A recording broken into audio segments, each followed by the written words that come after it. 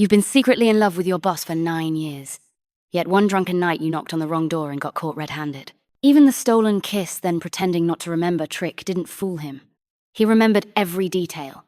And during the 2 weeks we lived together, he flirted back so hard I blushed every single day. But just when I thought we were finally getting somewhere, I heard him admit he already had a girlfriend. Furious, I decided right then to give up on him, only for him to show up at my blind date, scoop me into his arms, and declare in front of everyone that I was his wife. And in the end, I found out the girlfriend he couldn't forget was me in that smiling photo. After getting drunk, I staggered to the door of the boss I'd been crushing on, pounding and yelling that he was a heartless jerk. I cursed him for a long while before a cold voice sounded behind me. "Isabel, get over here. You've got the wrong door." My head was spinning, but why did that cool, crisp voice sound exactly like Jason? I turned around, and a devastatingly handsome man was standing at the door across the hall. Sharp features, restrained and gorgeous. A casual home outfit hanging loosely on him. Cold air practically rolling off his body. So handsome. I blinked hard. Wait! Wasn't that Jason? I pointed at the door I'd been knocking on forever and scoffed at him, dead serious. "Jason, you're so dumb. This is your place." He sighed, frowned, rubbed the spot between his brows. "Isabel, come here." I shook my head, eyes filling with tears, stubborn as ever. "I'm not going. I came to break up with you. Hate to break it to you." Jason let out a short laugh, bracing a hand on the door. "Miss Isabel, we've never been together." My eyes reddened in an instant, tears gathering. "So you did fall out of love, you heartless man. All right, enough. You're going to wake the neighbors." He looked at me helplessly and reached for me. "Come in and sober up." My vision doubled, 2 of him grabbing for me. I tried to push him away, annoyed, but pushed at empty air instead. I lost my balance and pitched forward. Just as the world spun violently, a hand wrapped around my waist and steadied me, Jason's ridiculously handsome face filling my entire view. He picked me up, holding me against his chest. That cool bamboo scent of his surrounded me, wrapping me in safety. I nuzzled into his neck, took a deep, satisfied breath, and suddenly stopped crying. I smirked proudly. "Since you're the one making peace, I'll forgive you. You'll still be my absolute favorite." He let out a cold snort. How generous of Miss Isabel. Leaning on him, eyes closed, I felt him start to loosen his hold. I woke instantly. I poked his cheek accusingly. "You're trying to dump me?" His face stiffened, and he turned slightly away. My finger chased after him and landed anyway. "Isabel," he breathed in deeply. "I'm just trying to put you on the sofa." I wrapped both arms around his neck and held on tight. "No, I like it like this." Jason sounded like he was gritting his teeth. "I can't hold you forever. I'll drop you." I obediently climbed down, standing on the sofa so we were level. He huffed. "At least you listen." I looked at him with pity and sighed dramatically. "Can't help it. You're weak. I need to save you for important moments." His face darkened completely. "And what?" he asked. "One word at a time. Counts as an important moment." I tilted my head, smiled, looped my arms around his neck again, and dove into his arms, pecking his lips lightly. "This. Exactly moments like this. That's all I remember." Some people might as well be dead. And after the kiss, what the hell happened? Why couldn't I just die peacefully? I hate it. After a round of pep-talking myself, I tiptoed to the door when no one was around. I gently twisted the knob, ready to slip out when a toned arm suddenly barred my way. A lazy morning voice rumbled above me. "Sober now?" My scalp tingled. I didn't dare look at him. "Yeah. So, I'll just head out. No need to walk me. No need." But Jason's arm didn't move. In fact, he shifted his whole body over, blocking the door completely. He looked freshly awake, his usually eye-sharp eyes hazy with sleep. He lowered his gaze at me, half-lidded. Sunlight slid across his face, gilding him like a god. I stared, almost spellbound. A faint smile tugged at his lips as he leaned down. "Miss Isabel, you seem to have forgotten something." My mind blared an internal alarm. I snapped out of my daze. "Last night I don't remember anything at all." I flushed, playing dumb to the end. "So you kissed me, and now you're planning to walk away." Jason's gaze deepened. I stared back blankly. "So, You want me to take responsibility. The more I said it, the more excited I felt. I took a tiny step closer, looking up at him full of hope. Can I? He let out a short laugh. Dream on. Ha ha! Julia's laughter boomed like a barbell hitting the floor. He really said that. I glared at her, seething. This whole disaster was her fault, yet she was laughing at me. Last night she'd been heartbroken and dragged me out to drink and drunk me, blabbed everything. She said I'd been single since birth, and since I finally had a crush, I should be brave and chase him. I was drunk and emotional, and with her stirring it up, I marched straight out in a blaze of drunken righteousness. The rest? Well, we know how that turned out. You kissed him, hugged him, exposed all your sneaky feelings. Just go for it already. Julia's gossip-hungry eyes sparkled. Besides, you've known him for years. You've got way more advantage than anyone else. I sank lower on the couch, depressed. The first time I saw Jason was at the debate team auditions. He was the captain, 2 years ahead of me. In that packed lecture hall, the moment I walked in, I spotted him at the judges' table. Even sitting among so many people, he had this distant, icy aura. His profile was pale and clean-cut, dark eyes glinting like snowflakes. I practically lost my soul on the spot. Thankfully, my quick mouth saved me. I passed the audition and ended up competing at all sorts of events with him. I did fast attack. He always had my back. We were perfectly in sync. Naturally, when he started his business, he invited me to join. But I didn't realize I liked him until a month ago. Word was, Jason had been single too long, and his family gave him an ultimatum he had to bring a woman home for New Year. I laughed at him on the spot. Hard not to, considering he hadn't had a single woman around him in all these years. He was signing papers when he suddenly looked up at me and said seriously, "You're around me all the time. Aren't you a woman?" I froze, blinking as my heartbeat sped up. He didn't notice. He lowered his head, thought for a bit, then looked at me again with a faint, self-mocking smile. "Though you're the only one left." We held each other's gaze for just a second. Then he quickly turned away toward the window. My mind was a mess, and I looked out too, like an idiot. The afternoon was bright and warm, sunlight shimmering as leaves drifted down. He smiled lightly, not the cold version he showed outsiders, and said, relaxed and soft, "Isabel, this is our 9th autumn. The 9th autumn since we met." I looked at his side profile, and for a moment he overlapped with that aloof boy from years ago. Something in my chest stirred, sprouting upward. I couldn't sleep that night, tossed and turned until I finally understood. I'd fallen for him long ago. But because we'd known each other so long, I hesitated, wanting to get close, yet afraid to. Wanting him, yet terrified of losing even our friendship. And all the while, my mind kept replaying how easily he lifted me last night, how warm he felt, how broad his chest seemed under that shirt. Why the goofy grin? Huh? I was smiling. Julia handed me a mirror. Great. My grin was practically reaching the back of my head. "Look at you," Julia said meaningfully. "If you don't make a move, and he ends up with someone else, you'll regret it for the rest of your life." My heart clenched. I looked at my embarrassingly pink face in the mirror, clenched my fist. "All right, I'll chase him. Dinner together? Too blunt. Deleting. That new place downstairs is good. Too roundabout. Deleting. Cordially inviting you to dine with me. Too pretentious. Deleting." I was revising it for the 100th time when I suddenly saw on WeChat, the other party is typing. Jason was texting me too!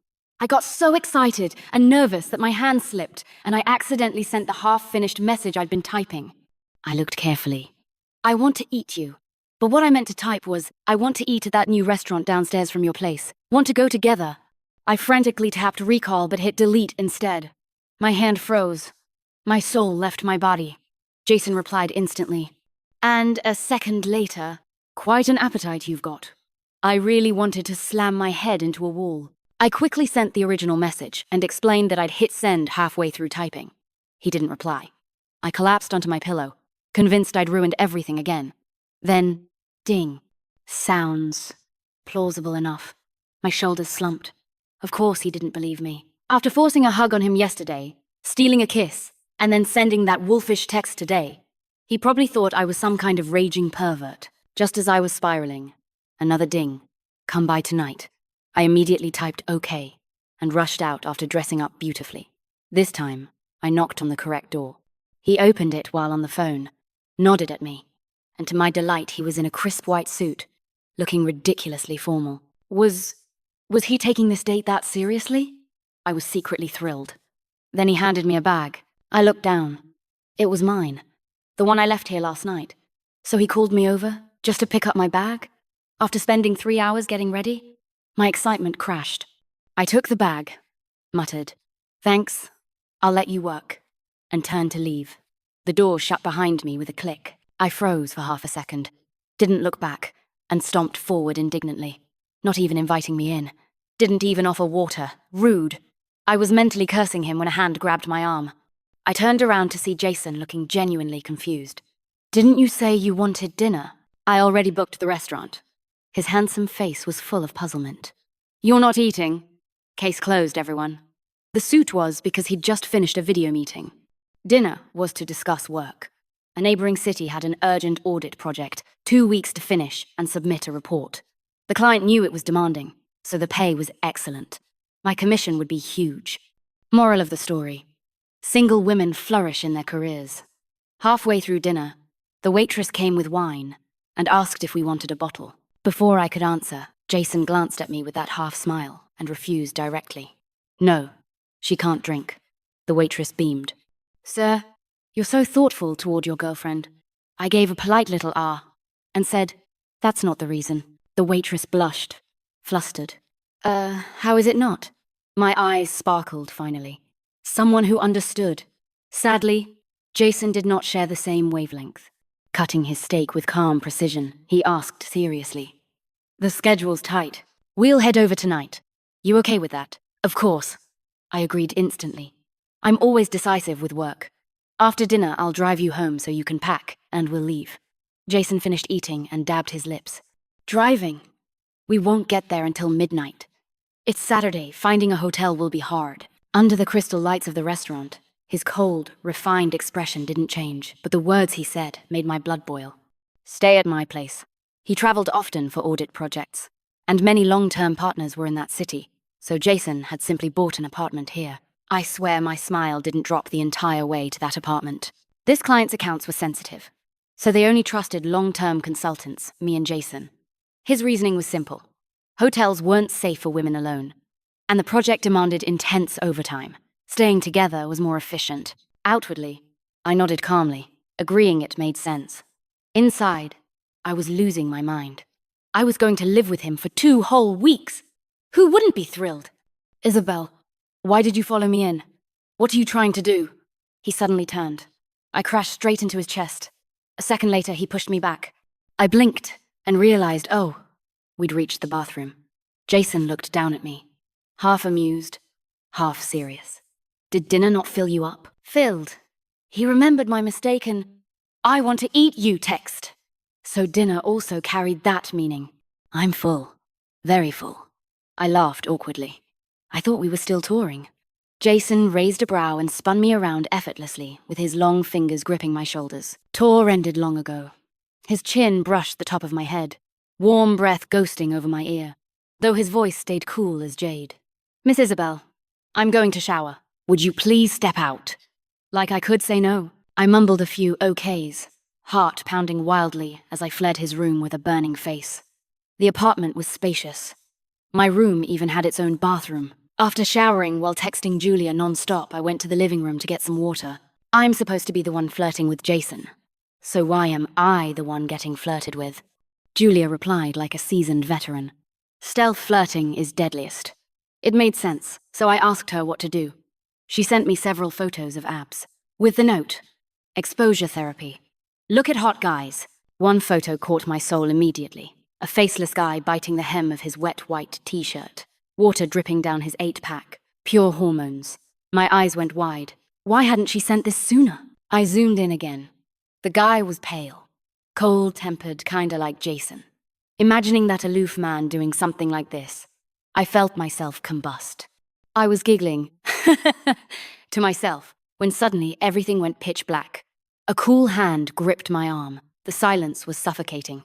My heart lurched and I screamed. My mind blanked.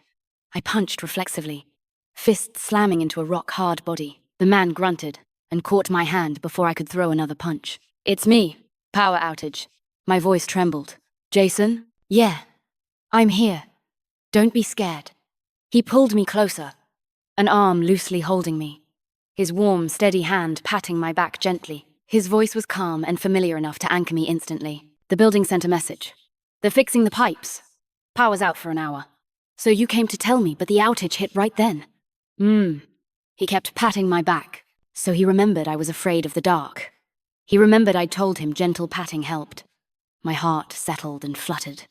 I finally exhaled. Only then did I realize how close we were, practically pressed together.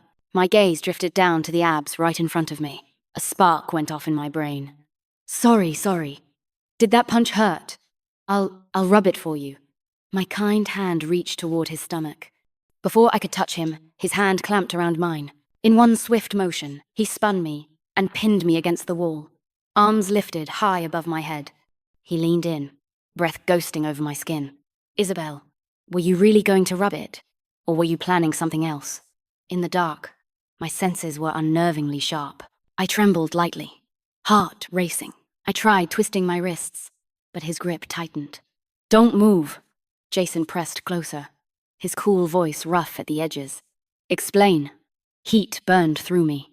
This position was too humiliating. Bracing myself, I stammered. Don't overthink. I really just wanted to rub it." The last two words were barely audible. "Really?" he murmured, amused, holding up a glowing object. "Then what's this?" I looked instinctively. His phone screen lit up. Julia's abs picture. Then my reply. Heart, eyes, emojis. Screenshots of me licking the screen. Then, Julia! He looks just like my Jason. I want to cuddle and touch Jason so bad and do that and that. Bury me, right here, right now. I was ready to shut my eyes and fake death when the phone's glow lit Jason's cold, ascetic face. He raised a brow, tilted his chin, looking down at me like a god judging mortals. Then suddenly he pulled his tie loose. "Jason, what are you doing?" I watched him undo 2 buttons, swallowed loudly, and lost my ability to form sentences. "Scared?" he asked, amused, turning on the phone's flashlight and placing it on the table. The small circle of light illuminated the room. He stepped toward me, a wicked smile tugging at his lips, so unlike his usual icy restraint. "Didn't you want this?" "Want what?" My heart did a freefall drop. Fear. Pure fear. I plastered myself against the wall, hands up to block him, smiling pathetically as I bargained. I'm not ready yet. Maybe another day?" Jason finally stopped. He stood so close he all but surrounded me. He chuckled lowly. "Isabel, you really are." He didn't finish. He stepped back to admire my flushed face, smiling wickedly. Right now, Jason's cold features were tinged with desire, his tie hanging loose, shirt rumpled, chest faintly visible. I felt like my soul had floated out of my body. My heart pounded loud as drums. I had no idea how, but somehow I was already lying on Jason's bed, listening to the rush of water from the bathroom. My face was burning. Jason's words drifted hazily through my mind. "The notice says the power won't come back yet. You'll be scared alone. Sleep in my room. I'll stay with you. I'm taking a shower first." I was about to wash when the property office called. After I figured things out, I came to find you. "Go to sleep first. Don't wait up. When I'm done working, I'll sleep on the couch." I'd been arranged neatly and thoroughly. Thinking back, it seemed he'd always arranged everything for me throughout the years. I'd grown used to relying on him. Only now did I realize those tiny moments had slowly added up into love. I couldn't help wondering, did his behavior tonight mean he liked me too? And that you really are. What did it mean? Tossing and turning between giggling and worrying, I drifted into sleep. I dreamed of our college days. Once, after losing a debate round, we stayed in a tiny meeting room, reviewing for ages. When we came out, it was past 11. The cafeteria was closed, and I was starving. I decided to go to the night market outside the west gate for food. Most stalls were closed, the street dim. Out of the corner of my eye, I saw a man suddenly appear from an alley on my right, staring straight at me. Instinct screamed danger. I quickly walked to the nearest stall, pretending to be calm as I said to the vendor, 1 order of fried dumplings, please. While dialing Jason, he picked up immediately. Suppressing my trembling, I pretended to act casual. Baby, I'm at the West Gate night market. Didn't you say you'd come get me? Can you be here in 2 minutes? Jason arrived in less than 30 seconds he had run. Breathless, he reached me, grabbed my wrist, and finally let out a relieved breath. I was already frozen with fear, instinctively clutching his arm with both hands, trying to keep my voice steady. Let's go! Out of the corner of my eye, I noticed that strange man hadn't left. Panic rose again, and I edged even closer to Jason. Jason noticed, wrapped his right arm around me, accepted the dumplings from the vendor with his left, and shot the man a sharp, warning look. But his voice toward me stayed gentle. Okay, let's go back. Once we reached campus, and the danger passed, I couldn't hold back my tears. Senior, can you pat my back? I looked up at him, teary, pleading. Okay. He lowered his head, answering softly. Then I felt those gentle, steady pats easing my fear. I wiped my tears and told him how I'd been scared of the dark as a kid, and my grandma used to pat my back to help me sleep. Ever since, whenever I was terrified, a pat on the back calmed me down. Thinking of her always made me braver. He listened quietly, responding softly now and then, and finally walked me back to my dorm. After that, we always ate dinner together after competitions. When I woke up, rain was pattering outside the window. I checked my phone, 6 a.m. Great, I had another hour to sleep. I glanced at the sofa. Jason wasn't there. I was about to get up when I heard his voice outside the door, light and amused. Mom, I really do have a girlfriend. No need to worry anymore. Yes, the one you've met. Bringing her home before New Year. I need to ask her. Okay, gotta go. Suddenly the whole world felt far away. Like his voice traveled from another universe. Something inside me malfunctioned. My mind slowed down. Did he just say he has a girlfriend? Another voice inside me, rational, cruel, merciless, answered. Yes, he has a girlfriend. His family has met her. It's not you. Face reality. You're too late. Too late. The words slammed into my heart, shattering every flutter from last night. I wanted to go ask him, when did he get a girlfriend? Why didn't he tell me? Why was he acting like that with me last night?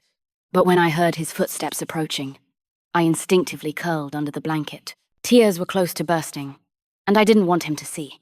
His footsteps stopped beside me. The blanket lifted gently, then was tucked softly under my chin. My nose stung. I quickly turned over, showing him only the side he couldn't see my face from. Inside, I was cursing him. Jason, you shameless man. You're betraying your girlfriend and hurting me too. I'm going to punish you. An hour later, I walked out, fully dressed, black fitted dress, elegant and formal, makeup flawless, lips painted a bold red. A woman may be sad, but she must never fall apart. If you fall down because of one man, then just fall right into another. Wait, no, that sounded wrong. Whatever. The point is, I now looked confident, poised, radiant. Even Jason's eyes flashed with surprise. He was in a black suit, too tailored, sharp, making him look even paler and colder, like flawless white jade set against velvet black. I secretly rolled my eyes. Whatever, just looks. At the client company, we were greeted by Anna, an old acquaintance, with a newcomer named Cindy by her side. Anna was efficient, an entire year's files stacked neatly on the table. After giving Cindy a few instructions, she left. All morning, Cindy's pale cheeks were flushed, her eyes drifting to Jason again and again. At lunch, she led us out. The atmosphere was nice as we chatted. Then she asked cautiously, Mr. Jason is handsome and successful. I'm sure he has a girlfriend. Before Jason could answer, my heels clicked twice as I stepped in front of him. Cindy, you're right. He does have a girlfriend. I saved this girl. You're welcome. Jason gave me a surprised look, eyes curving slightly rare for him. His voice was gentle, even a little shy. Yes, he nodded, lips lifting, unmistakably cheerful. I have a girlfriend. Oh, please, stop smiling. Acting like getting a girlfriend is the greatest achievement of your life. My heart twisted. Cindy's eyes dimmed, but she quickly recovered, offering polite congratulations. Jason's smile grew even brighter. Thank you. I'll take your blessing, will last a long time. A sharp pain stabbed through me. I couldn't listen anymore. I strode ahead, determined to be nothing but a heartless eating machine. In the days that followed, I blocked countless young girls from approaching him. But the more I said he had a girlfriend, the happier he seemed. So I shut up. Many times I wanted to ask him, but I was too proud. My feelings were slow, fragile. I couldn't risk exposing them, so I kept my distance. And honestly, the workload crushed my young spine. I barely had time to think. Every day was overtime and late nights working most of the time, sleeping the rest. Finally, I finished the first draft of the report. Rubbing my shoulders, I sent the document and appendices to Jason, feeling a weight lift off me. The typing beside me stopped. Jason, in gold-rimmed glasses and wrapped in a warm white blanket, handed me a cup of warm water. Good. I ordered supper. It's almost here. Eat, then go sleep. I'll finish the rest. In the warm light, a slightly tired Jason stood close. So close I felt that if I reached out, I could slip into his future. My eyes suddenly stung. If only I'd realized my feelings earlier. If only I'd gotten closer sooner. Would things be different? Knock, knock, knock. Food's here. Go get it. I blinked and hurried to the door. Head down. When the 2-week trip ended, I immediately submitted a request for 7 days of vacation. I desperately needed a break. Jason approved quickly, telling me to rest well. I didn't reply. After updating Julia, I announced I would no longer mention Jason. I stayed home alone, watching movies, gaming, drawing, doing workout videos. Anything to keep my mind off him. During that time, Jason didn't message me either. Life went on as usual, except the bouquet of daisies in my vase slowly wilted. On the last day of my vacation, Julia spammed me with messages. Her blind date was a cringe lord so bad she couldn't sit still, begging me to fly over immediately to save her. Loyal as ever, I grabbed my bag and rushed over. At the restaurant, the waiter led me to table B26. Only one guy was seated there, a handsome man who stood and greeted me politely. Miss Isabel. Hello. I'm Tony. You know me? I was confused. He blinked, then seemed to understand. He pulled out my chair with a warm smile. Sit. I'll explain. He was polite, so I didn't refuse. 5 minutes later, I understood everything. Julia had lied. There was no awful blind date she wanted to set me up with Tony. He was easygoing. Funny. When the food arrived, he eased the pressure. No need to feel stressed, Miss Isabel. We can just be friends. He shrugged lightly. I relaxed and smiled, chatting while we ate.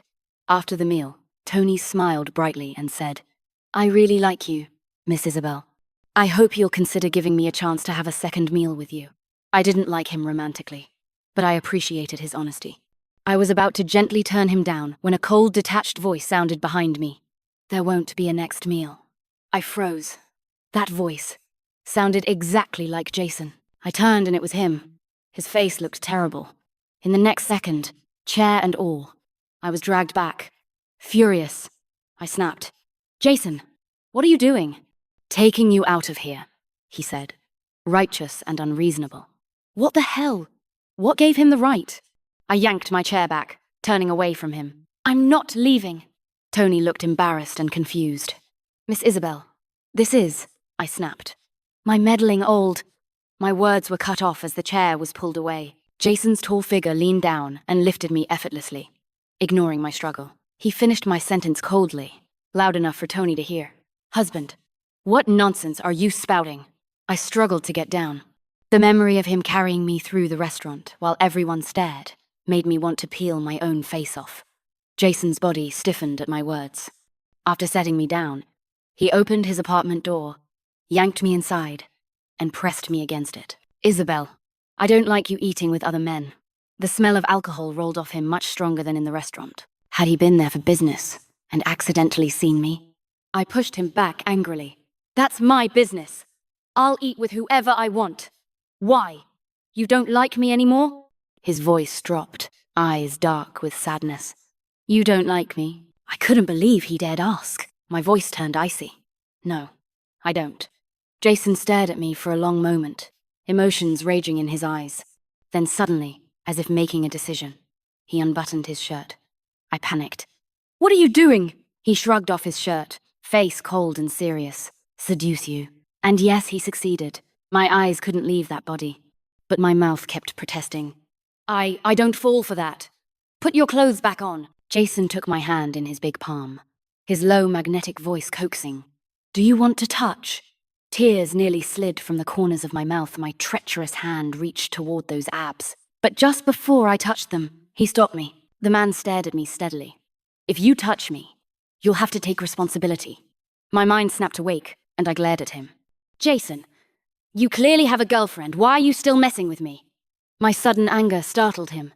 A flicker of confusion crossed his eyes. "My girlfriend? Isn't that you?" My brain completely crashed. 2 attempts to reboot. Both failed. "Wait, allow me to remind you," I said. "Mr. Jason, we've never been together." The moment the words left my mouth, a look of hurt and grievance shimmered in his eyes. "You really fell out of love. You don't want me anymore." Lord help me. Why did this feel oddly familiar? Of course Jason was drunk. After a long, chaotic struggle, he finally fell asleep. Thinking of how I'd once drunkenly banged on his door, calling him heartless, I couldn't help sighing. What goes around comes around.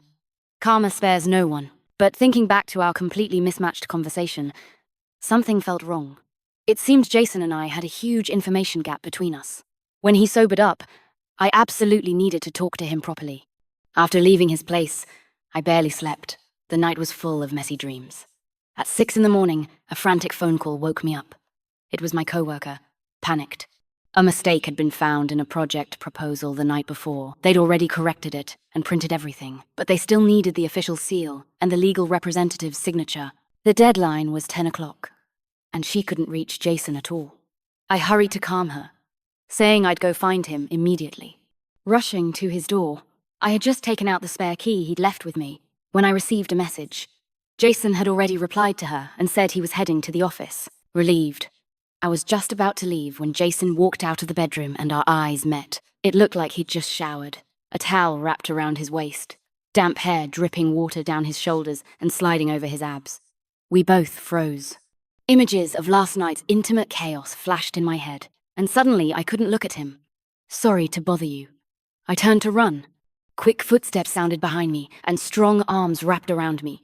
The hot, damp breath against my neck sent my heart into chaos. Jason's voice was helpless. "Isabel, don't run. Let go of me." I tried to command, with zero authority. "No, not now, not ever." His tone was gentle but unshakably firm. "Isabel, there's a misunderstanding between us. From beginning to end, you've always been the only one." He bent down, resting his head on my shoulder, coaxing softly. "Let me finish my work first. Then I'll explain everything properly, okay?" His heartbeat thumped against me. Thump, thump, thump, syncing with my own. I surrendered instantly. "Okay." He took me home and left for work. I waited anxiously, messaging Julia non-stop until she fully understood the situation. Then she sent dozens of exclamation marks and, "Go change into matching lingerie now." "No, what are you imagining?" My face burned as I spammed panic emojis. Julia returned several kill, kill, kill stickers, followed by frantic voice messages. "Go, wear it! We must be women who are prepared, understand?" I fell silent. Jason wasn't that kind of person, right? Even so, I quietly took out my prettiest set. Then bath, body care, shampoo, hair treatment, face cleansing, face mask. Yes, a prepared woman. By 9 p.m., I finally received Jason's call and the urgent chime of my doorbell. I practically launched off the couch. At the door, I took a deep breath, smoothed my hair, and opened it. A rush of floral fragrance and Jason's clean, icy scent hit me at once. I accepted the huge bouquet of red roses, murmuring a shy, ladylike, "Thank you." The moment his hands were free, he stepped forward to hug me. I pushed him back immediately, solemnly stating that explanations came first. Affection had an additional price. With a helpless sigh, he pulled me to the sofa and spent half an hour explaining everything from beginning to end. When he finished, I let out a long sigh. This idiot. The night I drunkenly knocked on his door and confessed, he'd immediately called his older sister and said the girl he liked seemed to like him back, asking what to do. I couldn't help cutting in. "You could have just accepted me, you know." He sighed deeply, eyes filled with endless longing. "Isabel, I can't even remember when I first started liking you. You've been beside me for so long. Every vision I had of my future, You were always in it. So I was terrified of losing you. Afraid it was all just some drunken joke. His eyes were soft, sparkling like the most beautiful stars I'd ever seen. I went utterly speechless. My heart melted into warm water. I just wanted him to keep talking forever. He said his sister immediately asked whether the girl was me. Embarrassed, he denied it. So she deliberately gave him terrible advice. Act cold? Make the girl chase longer. Otherwise, he'd be too easy to win and wouldn't be valued. He gave a faint, bitter smile and said he'd confronted his sister last night only to find out she'd known he liked me for ages. She thought he was going to casually accept some girl just to appease the family and didn't want him to waste someone's genuine feelings. So she messed with him on purpose. My eyes widened. But I never even interacted with your sister. How did she know me? And know you liked me? He seemed to understand what I wanted to ask. Looking a bit embarrassed, he sighed and confessed. I don't talk much, especially about school. But over the years, the person I mentioned the most was you. There's a photo hanging in my room, the team picture from the first championship we won together. His voice was soft as he recounted memory after memory. Slowly, I pieced it together so the girl his whole family had met was actually me, from that photo in his room. What an unbelievable mix-up. Then why, when I misunderstood and treated you coldly, did you never come explain? I couldn't help accusing him. He clammed up, unwilling to answer. I poked his face, threatening to ignore him if he didn't speak. Suddenly he pulled me into his arms. Then let me explain while holding you. I nodded in his embrace. Only then did he speak, still sounding mortified. I thought my sister was right. Since I didn't hold back and almost let you get me, you must have lost interest. So I tried acting cold. This man, such an adorable fool. I couldn't help laughing. That wasn't a date. My best friend tricked me into going because she thought you hurt me. All right. My fault. Jason rubbed my head helplessly. So, Miss Isabel. He lowered his gaze, eyes full of anticipation. Will you be with me? Yes. I threw my arms around him, thrilled. You're mine now. He smiled, galaxies reflected in his eyes. My abs. You can touch them whenever you want. I perked up immediately, reaching eagerly just as he stopped me. Remembering something, his voice dropped, low and tempting. Call me first. The words were random, but somehow I understood instantly. Jason? Gege?